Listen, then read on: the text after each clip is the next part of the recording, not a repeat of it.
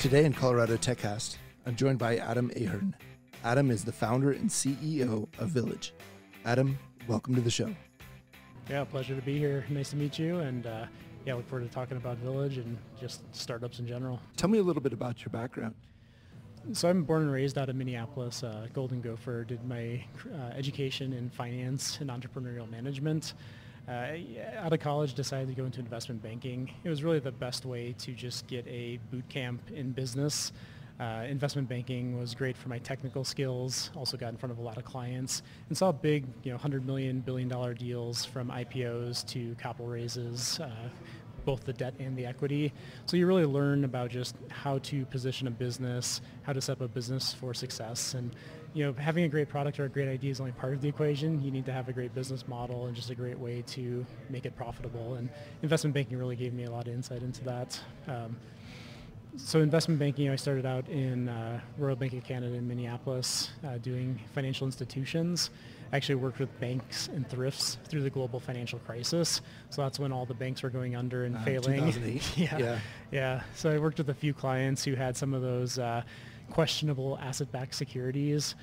Interestingly enough, I worked with a bank who the gentleman who founded the bank and sat on the board was in the book Liar's Poker. He was actually known as the inventor of collateral-backed or mortgage-backed securities. Oh, really? So I worked with his bank and got to see just really some of the nuances of the darker side of finance there and the mortgage industry at that time. Talk about an eye-opener for somebody straight out of college. Yeah, I bet. So from Minneapolis, you ended up in Silicon Valley, right? Yeah, then I moved over to Financial Technology Partners. Worked with Steve McLaughlin and a very small team when he was just kind of, at the earlier stages of his business there. Really a startup investment bank focused on a niche of technology. And fintech's been on a tear for the last decade, so it's a great spot to be, and it was a lot of fun working with him and the team. Okay, interesting. So when did you decide to make the move to entrepreneurship? Interestingly in college, it was just something that interested me, but I never actually thought I was going to be an entrepreneur. So it's something that I liked the businesses, but the first exposure I had to a business and what entrepreneurship actually meant was Mercury Payment Systems. It was a client that I helped at FT Partners raise $400 million of capital from Silver Lake Partners. I got to work as the right hand with Matt Taylor, who was a very early founding employee of Mercury Payments. And it was just such a great story of how a couple brothers started a payments business. One brother had the idea. The other brother lived in Durango, Colorado. So the brother who lived in Durango said, move to my town and I'll start the business with you. So a couple of brothers started the payments business, really invented integrated payments of embedding the technology in point-of-sale systems. So now Swipe, the Swipe credit card payments is very common with Square and all the other integrated payments, but Mercury was really the first big provider of that technology. And so I got to see just what that meant at a more personal level, working with the team there, raising the capital. That really got me excited about building businesses and actually creating value, not just monetizing it as an investment banker, but actually being somebody who built a company. And so after helping raise capital for Mercury Payment Systems, I had a job offer there from the CEO to help him transform the business into that professionally led, private equity-backed business. So I joined Mercury Payments as the first hire after the Silver Lake investment, and we took it we tripled the business in 4 years and had it on the cusp of an IPO before a public company came in and acquired us for a pretty hefty price tag.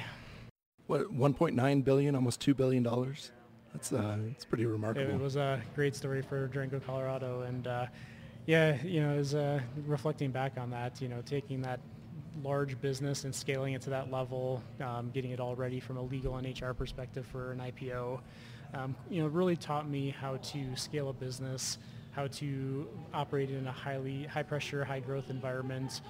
With Silver Lake Partners, the expectations were, quite high, and we had to deliver numbers quarter on quarter and keep the business growing. In payments at that time, also I mentioned that Mercury was an early innovator in integrated payments, but the space started getting hyper competitive with the Squares and other big players starting to recognize how hot and how attractive the economics were in that space. So it was a very interesting time strategically where we had to transition the business and prepare for the mobile era, prepare for the competition that was to come, and successfully navigated that. So where's Mercury now? Like they were acquired by... They were acquired by Vantiv, and then now Vantiv and WorldPay out of London have merged. So it's now under the WorldPay banner, traded, I don't even know what exchange it's traded on currently, but it's gone through multiple iterations, and WorldPay was actually just acquired by either Fiserv, I think it was Fiserv, in a $40-50 billion deal. So wow, it just multiples higher than the $2 billion. Yeah, no, and I got to know the Vantiv team. They actually spun out of Fifth Third Bank back in 2009. So they went from being a bank-owned credit card issuer to this international conglomerate of payments business that just exited for $40-50 billion. Yeah. Nice. So yeah, it's an interesting space. A lot of consolidation, but now it's actually refragmenting. I have some friends in and around the Denver area and actually across the country that are doing some very interesting stuff with payments. What happened to the crew in Durango when you guys were bought out? So there's still an office in Durango. Amazingly, it survived through all the changes as an organization. Matt Taylor, who I mentioned, he's actually still a president in the company, and there's sales and support is still in Durango, but a lot of the senior leadership is dispersed across a number of companies in Denver and across the country. Mm-hmm. So in terms of the startup ecosystem in Durango, is there much of one, or what have you seen there? So Mercury was the first company, but there has been follow-on companies. There are a lot of talented, smart individuals who've moved from the coasts to Durango just for the lifestyle. And with the ability to work remote, that's more and more possible. We just actually had another great success story out of Durango. A friend of mine, Travis Kimmel, founded a business called GetPrime in Durango. He built that a few years ago and recently just sold it to a company out of Utah. So a great exit there. I think it was public, $190 million sale. Durango's had two pretty big exits. There's a number of people who have great businesses that are really in the tech space, not necessarily the type that would go raise venture capital, but are making a good career with software and with products. It's cool to hear stories like that. A while back, we were talking with the guys from Proximity Space, who are out of Grand Junction, right? Mm-hmm. Other than oil and gas, there wasn't a whole lot before. Mm-hmm. And their story is interesting because they kind of created this ecosystem out of nowhere, just a collective of smart people who wanted to get together and build something cool. So you don't have to live in Denver or along the Front Range to take part of it, which is really cool. Yeah, and the state of Colorado's done a great job as well. They have the OEDIT grant program. I know GetPrime was a recipient of an OEDIT grant back when they were just getting off the ground. I plan to apply for the OEDIT grant as well. It does a great job of supporting communities out. They have some capital they try to allocate outside of Denver as well. Mm-hmm. It's always a challenge, even with a track record. I have years of experience and have had some big experience, but at the same time, it is a challenge to get in front of the Silicon Valley investors and attract the capital to a town like Durango. A lot is made of startup communities and just having those ecosystems of talent density. Clearly Durango doesn't have that talent density. It's got some good talent. It has had some great successes, but it is a challenge starting a business out of Durango to attract key players and attract the financial resources to build a business out of a small town like Durango. My co-founder, interestingly enough, is out of another small town, Qualicum Beach in Canada, which is across the bay from Vancouver. He comes from Y Combinator Back to Business 7 Cups, which is a mental health chat app. And he, similar to me, has chosen the small town of trying to build the lifestyle and build businesses, and you still do high impact things wherever you choose to live. Mm-hmm. And the internet's made that possible. Yeah. So after your exit from Mercury, where'd you go next? So after Mercury, I landed at Orthofy, a company here in Denver. Orthofy provides essentially revenue cycle management to orthodontic offices.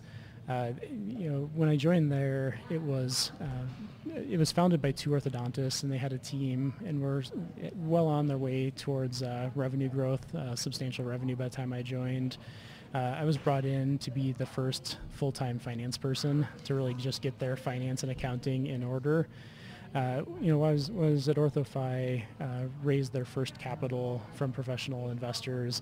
It was a pretty interesting exotic equity instrument that minimized the dilution. And for a finance guy like me, it was something I was quite happy with the outcome there for the business. The OrthoFi was growing triple digits, 156 on the Inc. 5000 list for fastest growing companies. So where Mercury really showed me how to and taught me how to scale a business and be that highly professional private equity backed business, OrthoFi really showed me the hyper growth mode where you're hiring as fast as you can, growing as fast as you can, and building processes later. So it got me, the true entrepreneurial spirit of, build first and kind of refine later. I think one of the interesting things you said was, capital is like rocket fuel for startups. Mm-hmm. And so being at OrthoFi during that hypergrowth must have been pretty exciting. Yeah. Yeah, when I joined, we were definitely capital constrained in terms of being able to hire the team to grow the business. After bringing on Boathouse as a partner and being able to invest in growth, it is just, it gives you an entire different set of options and lets you really make decisions optimized towards growth and creating value and not just what can we afford or what is possible.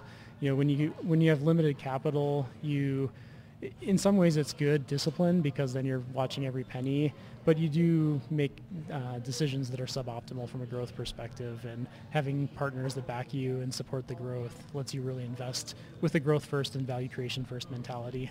So you mentioned exotic lower dilution equity. What does that mean? Boathouse was a great partner, and they were able to structure an investment that was not straight common. So basically, by hitting targets, we were able to lessen the dilution. Some of that might be a bit of a trade secret, so I won't go into all the details. Okay. But it was one of those things when we were looking for capital with that growth story that we had and with the cash revenue that we had. We really got to be creative and got to think outside the box, which is something I've done in a number of the companies and funding situations that I've been in. So after you left OrthoFi, kind of took a risk on a different type of startup, right? Yeah, so I joined a friend, a former Mercury colleague, who founded Obsidian as a stored value card for local first organizations. So he had a deep payments experience, has built payments cards, and was a product guy through and through, knew the market, knew what he was building. I joined him once he was basically product ready and looking to go to market. So I just was brought on to help him think through his go-to-market strategy and start bringing in some of the key partnerships. So right around September, October 2017 is when that product was getting ready to launch. Product market fit is so important for startups. And Obsidian was having a hard time finding that right fit, being a mission-based business and looking to solve a very complicated value chain. It was something that we weren't getting off the ground, and then had some funding fall through, so unfortunately didn't get enough runway to do everything that was possible with that business. Still love the concept of helping the local businesses, and clearly I'm a mission-focused type of person of trying to give back and do good with my professional endeavors. So that was Obsidian. Okay. Was it like a type of card where you can spend it only within a geographic region, or what's the definition there? That's an interesting question. So the original concept was it was going to be limited to participating local merchants. One of the things I helped do there from a strategic perspective was I opened up the card to be accepted at any merchant that took Discover cards. So it immediately kind of made it a universal general purpose card, and that was something that helped make it attractive to card holders. But then the value prop was giving cashback rewards at participating local merchants. So there's an incentive to shop local and to support your local communities, whether it's the local brew pub or the local bookstore. There's an extra incentive for those smaller merchants. Some of the hardest lessons learned are the ones that suck, right? Yeah. Where things don't work out so well. So I'm sure you got a lot of good takeaways from Obsidian. Yeah. Obsidian was a good learning experience. The product market fit being one piece of what we talked about. Secondly, when capital falls through, capital, it's not only a rocket fuel for businesses that are doing well, but when you're looking for that fit, it's even harder to raise it, and it's just so essential to keep the doors open. But most importantly, my biggest takeaway from Obsidian is when you're going to market, you have to go to market with a very simple, clear value proposition. And there has to be very little friction to getting your product in users' hands.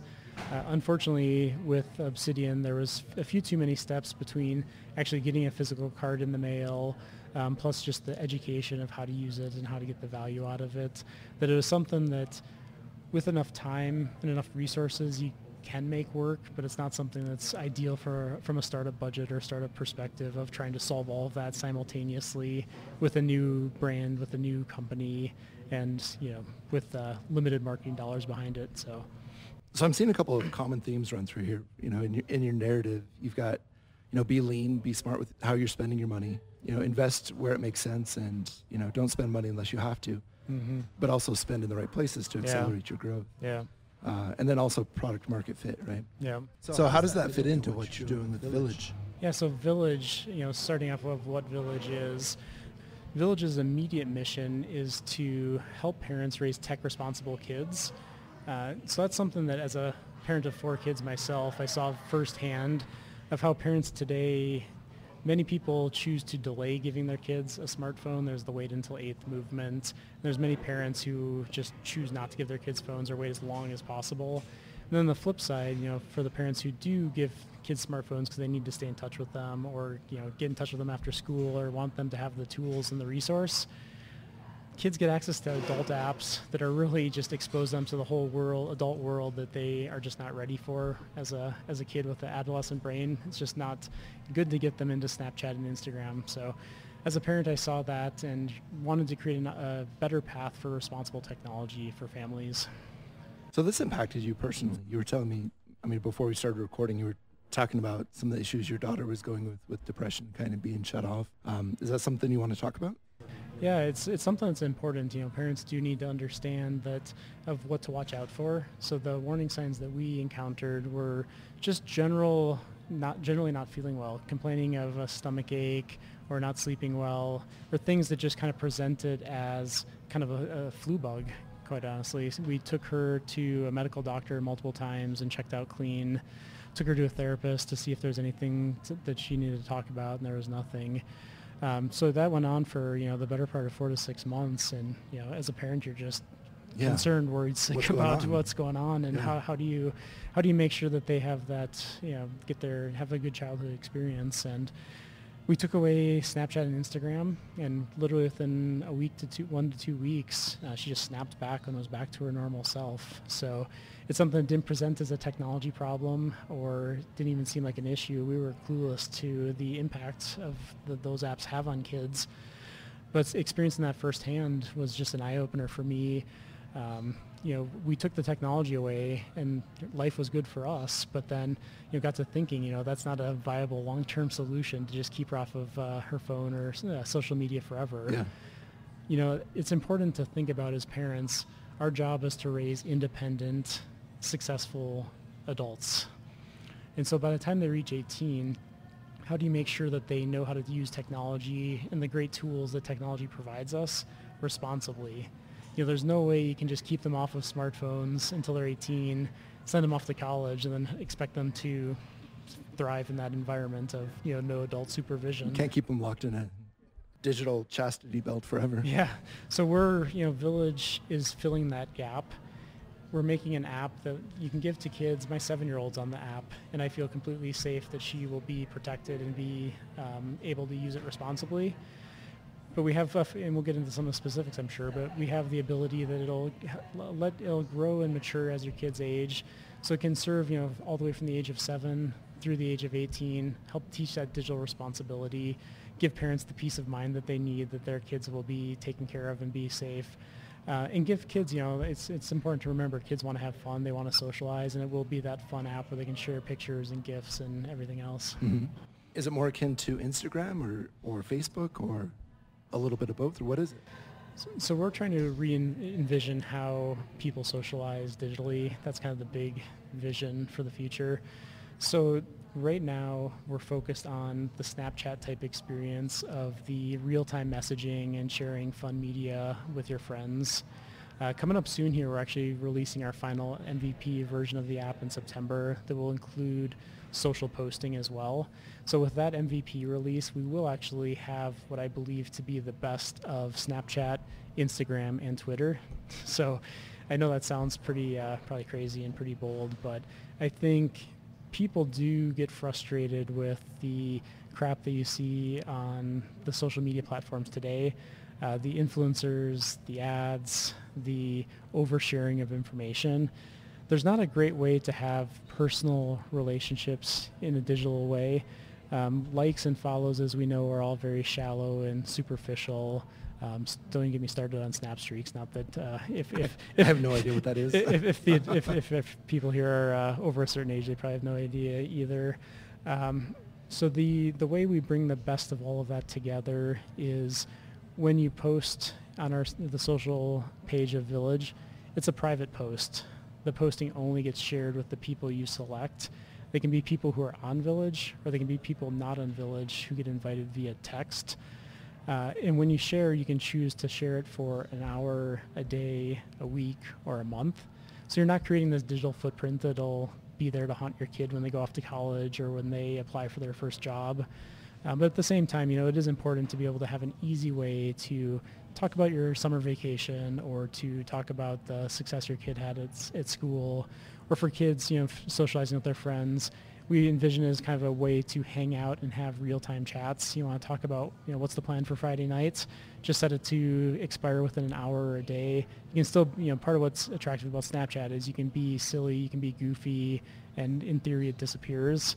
And so we're kind of capturing that fun real-time conversations that you can have on some of the Snapchat platform. Twitter's the other example where you can tweet what's going on. I was at the baseball game last night. There's actually a grandma in front of me talking about the new player on the Rockies on Twitter.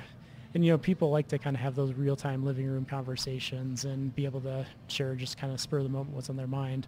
But we've all heard about tweets coming back to haunt people in the future. Yeah. So we're we're looking to blend create a platform that's safe, meaning it protects kids from the predators, protects from the adult content and pornography. That's healthy, meaning you're not just spending hours a day mindlessly scrolling through a feed or worrying about how many likes you have on your posts. And then lastly, we're creating something that's private, meaning you control your information, you control who sees your information, and importantly, we're not selling ads, and we can get into kind of a whole bit on how ads destroy your privacy. But as a subscription-based business, avoiding ads is huge for protecting user privacy. And I think as people learn more about what Facebook and Google does with their data, they'll start to appreciate more what the value a private platform can offer. You said you don't need to build engagement in order to drive ads, which I think is unique now. Yeah. Almost every service online is free, but what's the actual cost on the back end? It's your personal privacy. So yeah. How are you guys protecting user privacy, and how are you ensuring that bad content doesn't get sent to your kids? Yeah, a couple different themes there. So on the first one around ads and how that affects privacy, the way I explain ads, that really is the original sin of apps and much of the internet. When it's entirely, when free services, quote unquote free services, require ads, it all becomes just a data extraction and addiction platform. There's a great book about the 10 reasons to delete your social media account right now, talking about the bummer machine, where it is just all designed to addict users and make them spend as much time on their platforms as possible, and in the process suck up all their data and just destroy their privacy.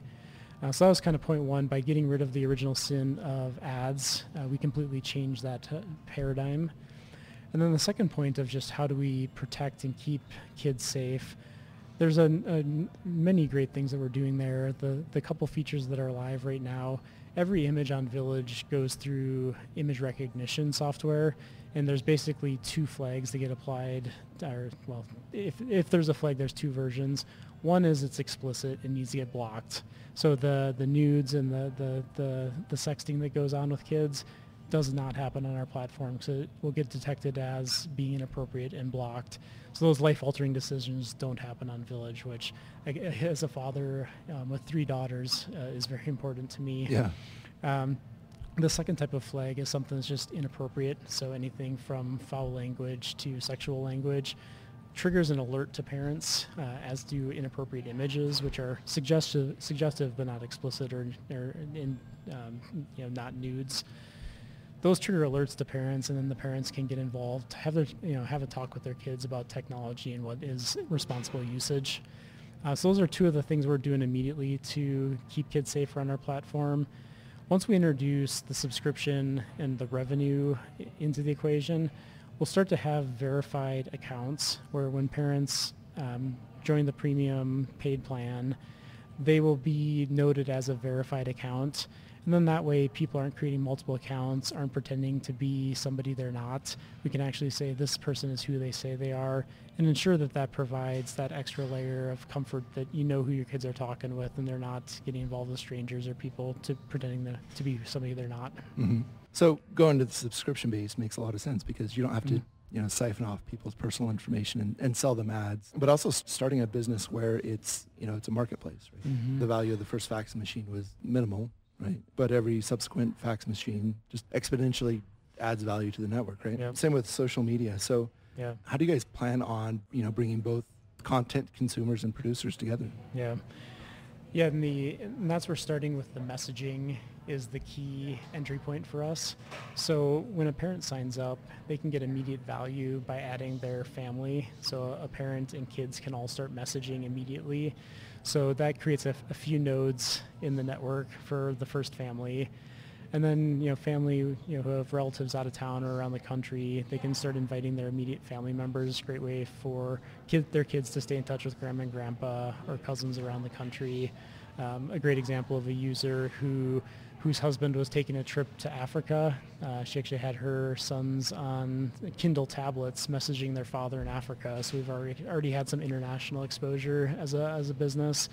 But it's, giving those first users immediate value connecting with family. From there, we obviously have to expand the network out. So we're focused on tapping into the message virality where as a user, a parent gets a kid on, that kid's going to want to tell all their friends about it. If that's their only way to message or be connected, you can be sure that they're going to be talking about it at school. Like, hey, I can't text you or I can't, Snapchat you, but I can Village you. So go download this app so we can chat.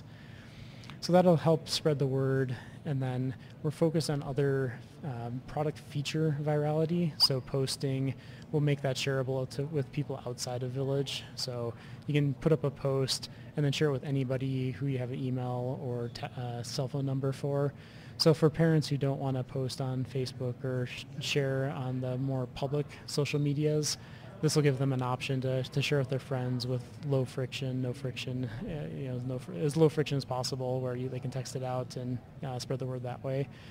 The other thing we're thinking about from an immediate market entry perspective is creating that local density in a few communities, whether it be geo or just communities such as private school groups or other places where we can just get a school on or a few schools on and get that user density to really just prove out kind of the virality of the product. Because going back to the rocket fuel, we want to prove out Village in a few towns, a few communities, and then from there we can start to really show what we're capable of doing with the right support to grow the business. I like putting yourself in a school, right? The school my kids go to. All of the communication by the parent liaisons or whoever they are is done on Facebook. Yeah. I don't use Facebook, so I always miss the messages. By embedding yourself in the school, you're also buying access to the circles of friends. I think that's a really smart way to go. Yeah, that's interesting. I completely agree, and you said that perfectly well, even though we've never talked about circles.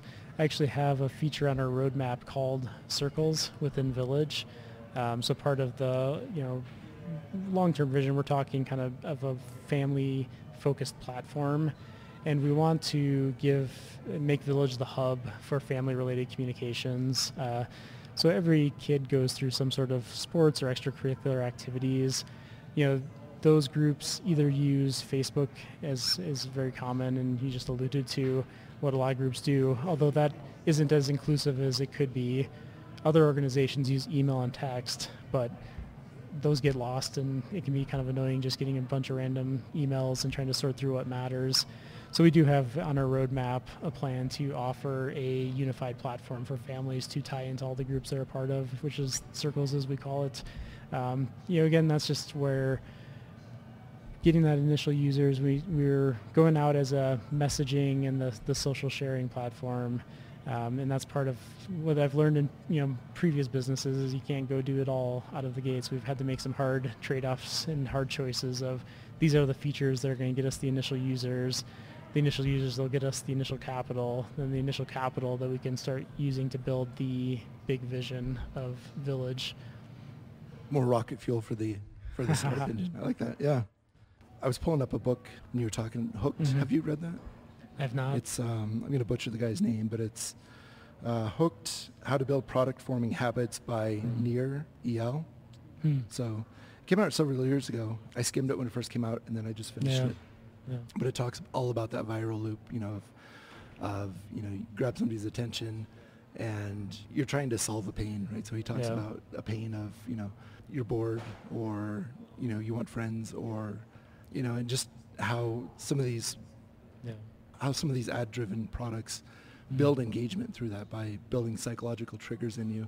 And it's kind of done to the detriment of a lot of people out there. So I like that you guys are not focused on, extracting revenue from users in terms of advertisements and stuff like that. I've studied a lot of the tricks of viral platforms as well. And it is painful when we have to make the conscious choice to not introduce features that would be helpful to driving engagement. Like there are ways that you can gamify things, and we draw a very clear boundary that if it's good for the users, we'll do it. If it's not going to be good for the users, we won't do it. Even if that makes the product potentially a little less viral, we think we can take a strong stand of being an amazing user experience. And we are solving a real pain point. We are offering the ability to communicate to younger kids who wouldn't have another option, or the other option would just be text messaging, which is not as much fun. And we are offering a solution to parents who don't want to opt into the Facebook groups or the Facebook platform, which admittedly is few now, but we hope with the Delete Facebook movement and other movements that we believe we're at the beginning of the wave to move away from the addictive and the unhealthy platforms. There's smartphones, it's amazing. The iPhone came out in 2007. Kids started getting on the smartphones in 2012 when the parents were first handing down and upgrading to the next generations of the iPhones. So we've been doing this grand experiment on our kids for about 7 years right now, and that's how long it takes to be able to actually study the data and see the effect that it's had. And the effect on our children has been a 47% increase in depression, spike in anxiety, sleep among teens is on the decline, where kids are sleeping less nowadays. And you can't always prove causality of you can't say it's just because of smartphones. But the reality is there's enough data to see that the apps that we give our kids and the addictive designs of those apps is not working well for them. I'm coming at it as a father for the kids. Clearly I'd love for parents to also not be on their devices as much and engage with their kids and engage with real life activities. That's not a problem we can take on immediately, but we are at the beginning of a wave for people to wake up to the addictive effects of technology and really look in the mirror of, do we want to do things differently, or are we happy with the way things are going now? It's amazing that across the U.S. adult population, the average time on apps is 1,400 hours. I wish I had the statistics with me of what you can do with 1,400 hours, but you can read something like 2 million or more words. Like, I had a stack on my desk at one point and took a picture of this. Like, you can read, War and Peace and just all kinds of classic novels. You could learn 2 foreign languages with the time people spend on apps throughout their life. I mean, it's just incredible of how much time and productivity we're flushing down the drain, just scrolling through feeds. 1,400 hours. Yeah. I can look up the study and send it to you if you... 58 days? Yeah. And that's, if you look at working, I think I even looked at it working hours too. It's a part-time job of what people are spending on apps today. Hopefully at least we can teach kids a responsible pattern as kids, and they'll carry that into future adulthood. But I mean, it's a real challenge that we're facing, and there's a reason why Facebook has the market cap that it does, and the Google has the market cap that they do. They've built incredible businesses. They've built something that people want. Unfortunately, though, it's a bit like cigarettes 2.0, or whatever metaphor you want to choose of something that's addictive and not good for users. Granted, it doesn't cause cancer like the cigarettes do, but it's the same kind of principle of not being great for users and being addictive. Definitely, yeah. Talk to me a little bit about the controls. You said you can dial it up. Obviously, if you've got a teenager, they won't want to have everything G-rated as much as we may like that. But how does that work? Yeah, so the basic concept of controls is to make everything in the app a toggle where you can turn it on and off or set a rating level, so that way parents can make it, as you said, great for young kids, but also good for teenagers as well. And we also respect the privacy of kids' messages, so that we're not divulging actual conversations to the parents, just creating flags. And the idea is it's useful for young kids to have the app be more restrictive and then loosen the restrictions as kids age into their teens. So one of the things we've learned in our research is that the most dangerous thing you can do for a teenager is actually, when they get in trouble, take away their phone. That actually leads to more attempted suicides than anything else, going in and taking a kid's phone, because that makes them feel like they're cut off from their friends or cut off from their life. Exactly. So as a parent, never take away your teenager's phone.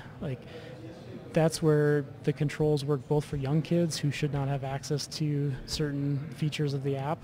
And it also works for parents who need to limit a teenager who maybe is getting in trouble or making some bad decisions. So specifically what that means, you can do things like turn on and off the ability to send media. So if they make a questionable decision with their choices of what they're looking at or sending, you can turn that off as a consequence. Or maybe a kid shouldn't have access to sending around pictures, you can turn that off as well. You can also get alerts when they start a new conversation. So we all know about stranger danger in the internet. You have the ability as a parent to get alerts every time they start a new conversation. Make sure you know who the person is, or at least ask your kid about it. One thing we're excited about is the Giphy ratings. Right now, text messaging, you can send GIFs, but it's just every person experiences it the same way. So we actually let parents set a movie rating equivalent for GIFs. So it ranges from young to PG-13, and then everything above PG-13 we have shut off because it is the family app. So that really puts parents in control of customizing the experience. Are these the Giphy ratings? Is this an industry standard thing, or I'm not super familiar with it? So we were able to actually tap in via an API to human-rated GIFs. So they've all been human-reviewed, and so it's not just machine learning, but actual looked at by humans. And then via the API, we can honor whatever the parent setting is for their kid. Ah, that's really cool. I like that. Yeah, and then we're expanding our capabilities where parents can actually now allow mild profanity. So if your kid's a teen and wants to drop the occasional 4-letter word, you don't need to be alerted every time that happens. Yeah. And we'll continue to. It's my oldest kid's requested feature. So got to give the kids what they want in some cases too, and that's where it is. Fun is important. I talk a lot about safety and protecting kids and giving parents controls. But this is all stuff that we, review with teens as a focus group, and they understand that, it's reasonable for parents to have some ability to be involved with their lives. When kids go out, you ask who they're going with, where they're going to be, how long they're going to be out for. In Village, the way we think about it is parents should also be involved with their kids' digital life. It's completely reasonable for a parent to at least know who you're chatting with at night, or what types of things you're up to, but not all the details. You don't need to know all the conversations. There's monitoring apps or quote-unquote spy tools where if you want to read all your kids' messages, you can. But we don't think that's conducive to having a trusting and healthy relationship. So we're finding the right balance of things that, kids obviously want to have Snapchat or Instagram, so it'll take some negotiating by parents. But that's where we're going after kids who are not yet on Instagram and Snapchat. And then over the next 5 years, we see the future where kids never get on Snapchat and Instagram, hopefully until they're 18 or at least until they're 16 and out driving cars and have demonstrated more responsibility. And then you've got bigger issues to worry about. Yeah, exactly. So it's cool that you're reviewing this with kids, as focus groups. Yeah.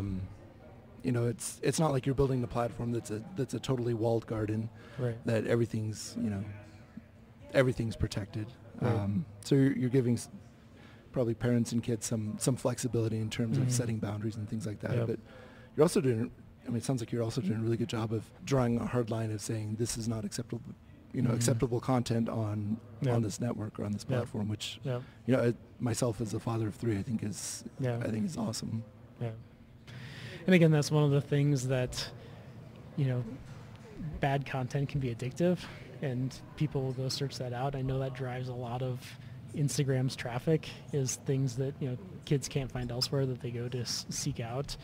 But, that's one of the trade-offs that we'll make and accept. And that's where the subscription revenue is so important as opposed to the ad revenue, because then we'd just be looking for eyeballs, but we're not trying to sensationalize the content. I like that. So as a non-technical co-founder, when I was looking to start Village, I was networking and talking with a lot of people of what do I do as a non-technical co-founder, and I was lucky to have a lot of folks help me think through decisions early on, and I'm happy to help any of your listeners think through decisions as well, whether they're a technical co-founder or not. The good news, though, is there is hope today for non-technical co-founders. There's lots of great tools that you can use to find co-founders, to network with startups around the country or around the globe for that matter. And then when you actually go to get off the ground, it doesn't take that much in terms of being able to get the tech stack in place. There's lots of great tools. Amazon offers a lot of free tools for startups. You can start off with their Beanstalk program and then grow into a full instance on their servers. Google has a Firebase, which allows for user management and account creation. That's all very easy to stand up. And then, as a non-technical person, I'm able to create websites myself. I actually found a new tool called Webflow that lets me do all the analytics and the parallax effects and everything else that actually looks like it was coded by a developer. At least I tell myself that it does. Don't know if it actually does, but the point is that now is a great time to be starting a business. You can do it on a low budget if you have the time and energy and the idea to do it. So I'm happy to be a resource to other founders who are looking to figure out either what budget they need to get it off the ground or looking for tools or suggestions. Awesome. I really appreciate that. There's so much growth going on in Denver right now, which is exciting to see, but also glad to see that you've got these smaller communities, kind of tech hubs growing out of there. So yeah. Being in startups is a lot of fun, very rewarding in terms of professional development. The thing that I've found too is I've gone through a few of these and have gotten older and watched my kids grow as well, is it's really fun being connected to businesses that matter. Mm-hmm. And there's a lot of companies that are doing that. There's tons of great examples. OrthoFi was a great example of starting more smiles. Having a teeth that look good and a smile that looks good is life-changing for patients. Mm-hmm. Obsidian was all about helping local businesses and local communities grow and thrive. And then Village is all about giving kids a healthy childhood and helping parents raise their kids. So if you're out there thinking about what you want to do, if you can find something that you believe in and you're passionate about, it's so much more fun going in and being a part of a team and being a part of growing something special. What does Steve Jobs say? Something like, those crazy enough to think that they can change the world are the ones who do? Yeah. I'll be buying you a drink hopefully in a few years, and we can be laughing about that one. Sounds good. All right, Adam, appreciate you coming on Colorado's TechCast today. You've put a lot of deep thinking into not only how you're running the business and making the decisions you are, but why. And I think that's something important Being an entrepreneur is not easy. Starting a company is not easy. But if you're driven by something more than just making money, like you want to change the world, you want to impact people's lives for the positive, I think that will really help entrepreneurs keep going. So I wish you guys the best of luck in the future. And when Village takes over Facebook, we can pop some champagne. I agree with that completely. It's been a pleasure speaking with you, and it's a vision I believe in, and just love sharing the story. So thank you for having me on your show.